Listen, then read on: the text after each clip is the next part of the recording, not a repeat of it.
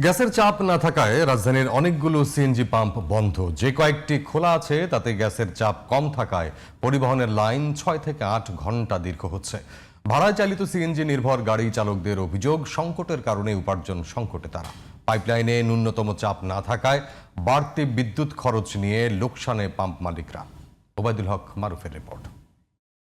KSRM, শেকড় থেকে শিখরে।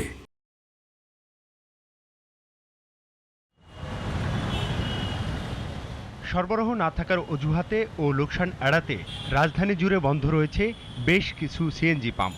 পাইপলাইনে গ্যাসের চাপ না থাকায় খোলা থাকা পাম্পগুলোতেও দেখা গেছে সিএনজি চালিত যানবাহনের দীর্ঘ লাইন।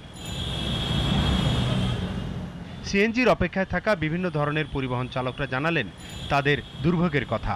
কদিন তেল ছিল না, তেলের দাম বাড়াইছে, অন মনে করেন তেল আর সমস্যা হয় না। অন আমগুলো লইয়া মনে সিলিমিলি লাগাইছে, রাস্তায় গেলে সার্জনের কাগজ লইয়া যায়, গ্যাস আলাদা পাম্পে গ্যাস দেয় না। 700-800 টাকা ভাড়া মারতে পারি, এরপর গ্যাস শেষ হয়ে যায়, আবার পাম্পে বসে থাকি।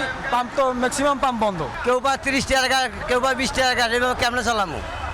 বাল বাচ্চা আমার আছে 8-9 জন খানাওয়ালা, ডেইলি একটা ডাল ভর্তা হলে 300 টাকা লাগে। গ্যাস লইতে গেলে 3 ঘন্টা লইছি, 3 ঘন্টা সিরিয়াল লাগাইছি, 50 টাকার গ্যাস ঢোকে না, এক টিপ মারা যায় না। সকাল 7টার সময় সিরিয়াল দিছি, এখন বাজে 2টা, তাও গ্যাস পাচ্ছি না। রোডে যে আমরা লেগুনা গাড়ি, এখন রোডে জামও কুলসুম, 10 টাকা কামাম কুলসুম, কেমনে খামো বলেন। পাইপলাইনে গ্যাসের চাপ কম থাকায় একদিকে সিএনজি বিক্রিতে বাড়তি বিদ্যুৎ খরচ হচ্ছে, অন্যদিকে বিক্রি হচ্ছে কম।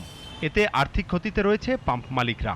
গ্যাস যদি লাইনে থাকে তা আমরা অবশ্যই দিব। আমাদের তো শ্রমিকদের, লেবারদের কাজ বেতন দিতে হয়, শ্রমিকদের স্টাফের দিতে অসুবিধা হয়, বন্ধ রাখার তো কোনো অপশন নাই। দৈনন্দিন ন্যূনতম উপার্জন করতে না পেরে বিক্ষুব্ধ সিএনজি চালিত গাড়ির চাকায় নির্ভর পরিবহন চালকরা।